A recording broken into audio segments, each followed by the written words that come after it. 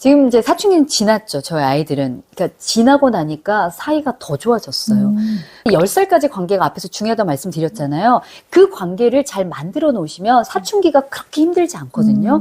그래서 아직 어린 자녀를 두신 분들은 10살까지 일단 관계를 잘 만들어 놓고 사춘기로 넘어가셔야 된다라는 거 먼저 네. 말씀을 드립니다. 그게 사춘기가 오긴 오지만 가볍게 왔다 갔고요. 일단 사춘기 자녀와 잘 관계를 맺으시려면 이때 좀 우리가 하면 안 되는 것들을 안 하시면 되거든요. 아이의 특성을 알고 계시면 좋은데 아이들이 신체적으로나 두뇌적으로는 굉장히 지금 대혼란을 겪고 있는 시기예요. 안 그래도 자기 자체로 혼란스러운데 부모가 더 혼란을 주면 정말 아이는 견딜 수가 없거든요. 그래서 가정이 편안하게 하는 게 아이의 정서를 위해서 굉장히 중요합니다. 그래서 사춘기 자녀를 두신 분들은 부부 사이가 더 좋아야 돼요. 네. 그리고 사실 아무리 관계가 좋았다고 하더라도 사춘기 되면 우리를 하루에 12번씩 또 미치게 만들거든요. 그럴 때 아이한테 쏟아내면 관계가 또 안 좋아지기 때문에 그 속상하고 힘든 거를 또 부부가 함께 풀어야 돼요. 걔가 뭘 했는지 알아? 막 이러면서. 일단 부부 관계를 좀 돈독하게 하시면서 아이가 너무 정서적으로 혼란스럽지 않게 만드는 게 일단 첫 번째고요. 네. 두 번째로는 일단 부모 말이 먹히지 않는 시기예요. 그래서 막 이 아이가 잘 됐으면 하는 바람으로 막 잔소리 하시고 따라다니면서 지시하고 명령하시는데 통제하면 통제할수록 어긋나는 게 이 시기다라는 거 꼭 아시고 훈육이나 잔소리는 짧게 일절로 끝내기. 네. 특히 아들은 더.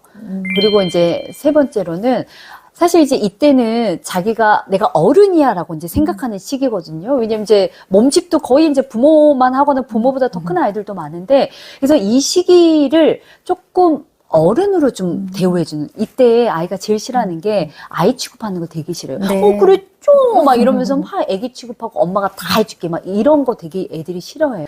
사춘기는 어른으로 가는 굉장히 중요한 시기예요. 그래서 어떤 분들은 사춘기가 없었으면 좋겠어요 라고 하지만 사춘기는 아이의 시기에 있어서 굉장히 와야 되는 시기고 중요한 시기입니다. 그래서 너무 그냥 어린애 취급하거나 너무 이 아이 막 들이대고 친한 척 하거나 아이가 막 스트레스 받게 막 집안이 막 이렇게 시끄럽게 하거나 이런 것만 안 하셔도 아이가 또 이 과정들 또 성실하게 잘 밟아가면 진짜 멋진 아이로 성장하거든요. 네. 네, 그래서 이런 것들 꼭 기억하시고 너무 잘하려고 애쓰지 않으셔도 되는 시기니까 그렇게 하셨으면 좋겠어요. 애를 보는 시간도 없는데 막 계속 뭔가 스마트폰으로 이거 해라 저거 해라 네. 전화해서 이렇게 지시하는 것도 굉장히 부담스러울 것 같기도 하고. 그런 거 안 하셔야 돼요. 네, 그러니까 좀 약간은 거리를 두되 아이를 존중해주고 네. 좀 믿고 기다려주라. 사실 이제 청소년 아이들한테 절대 하면 안 되는 말이 이제 두 언어가 있는데 나가와 죽어예요. 왜냐하면 이때 아이들이 굉장히 충동성이 높아지는 네. 시기이기 때문에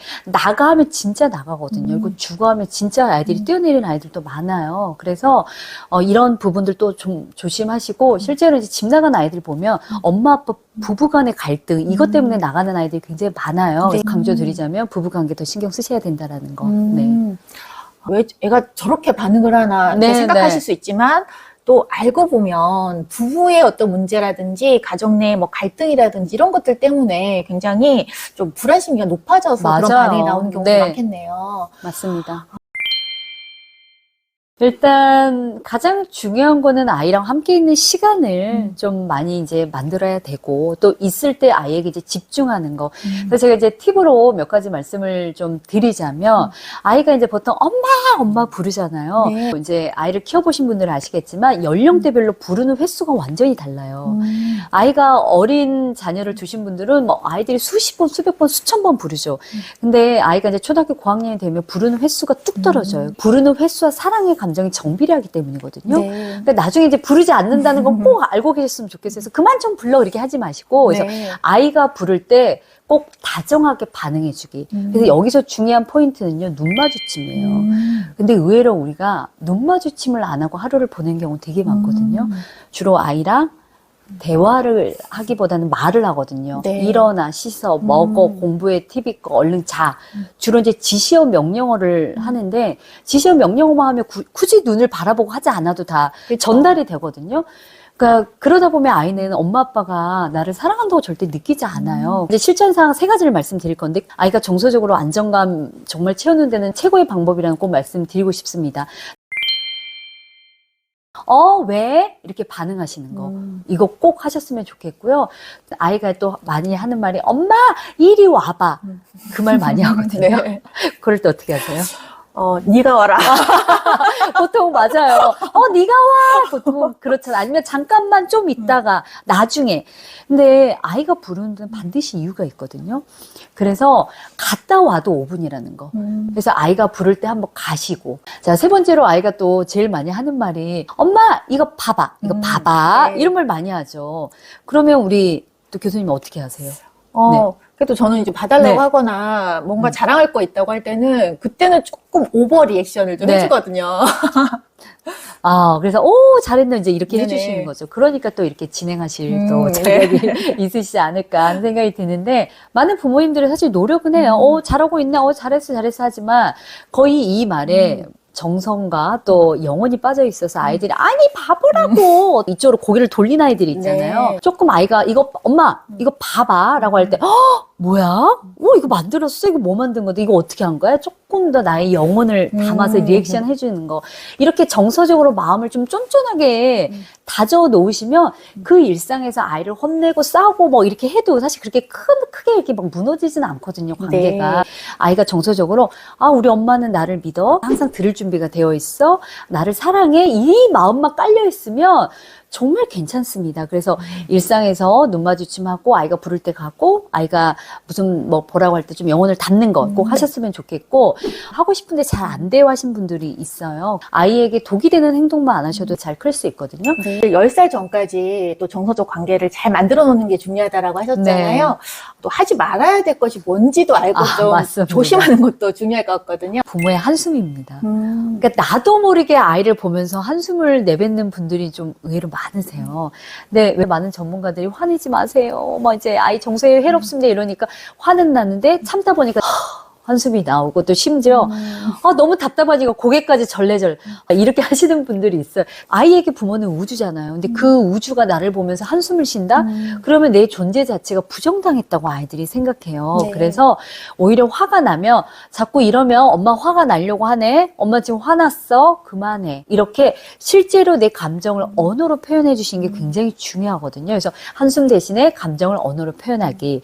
두 번째로는 또 의외로 이제 많이 하시는 게 표정 관리가 잘 안 되신다는 거. 어린아이들은 말할 것도 없고, 아까 우리가 이제 청소년 이야기도 했지만, 청소년 아이들도요, 엄마 표정이 안 좋았으면 일단 긴장해요. 네. 아빠도 긴장하고. 그렇죠.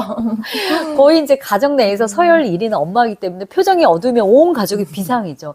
그리고 그 에너지를 아이들이 그대로 흡수하거든요. 그래서 이왕이면 무표정하지 않게 엄마의 표정에 따라서 아이의 행동이 어떻게 바뀌는지 그런 영상들이 있거든요. 그래서 물론 쉽지 않지만 입꼬리라도 이렇게 가만히 있을 때도 조금 올려보려는 그런 네. 노력들을 한번 해보시면 좋을 것 같고, 세 번째로는 진짜 하시면 안 되는 게 나도 모르게 습관적으로 야, 너 특히 이름 앞에 성을 붙여서 이수연 보통 이름 앞에 성을 붙일 때는 아이를 혼낼 때 네. 주로 쓰는 경우가 많잖아요. 저는 예전에 그러지 않았지만 아들 키우면서 깡패가 됐어요 라고 하신 분들 많은데 아들 키우면서 오히려 더 다정해지셔야 아이가 오히려 엄마의 관계를 잘 유지할 수 있거든요. 이런 부분들은 조금 참고하시면 도움이 될 것 같습니다. 자, 마지막으로 우리 워킹맘들을 위해서 또 힘내시라고 또 한 말씀 해주실까요? 네. 아이랑 비행기 타고 가다가 사고가 났을 때 내려오는 산소호흡기는 누가 먼저 껴야 될까요? 이 산소호흡기를 아이부터 껴주면 아이도 죽고 나도 죽고 둘 다 죽습니다. 산소호흡기는 내가 충분히 산소를 호흡한다면 아이를 껴줘야 아이도 살고 나도 살고 둘 다 살거든요. 내가 살아야 우리 아이가 산다는 거. 내가 건강해야 건강한 아이로 키울 수 있다는 거. 내가 행복해야 행복한 아이로 키울 수 있기 때문에 너무 완벽하게 잘하려고 애쓰는 또 여러분들이 아니라 정말 행복한 내가 되기 위해 노력하는 여러분이 되시길 진심으로 응원하겠습니다. 국회수천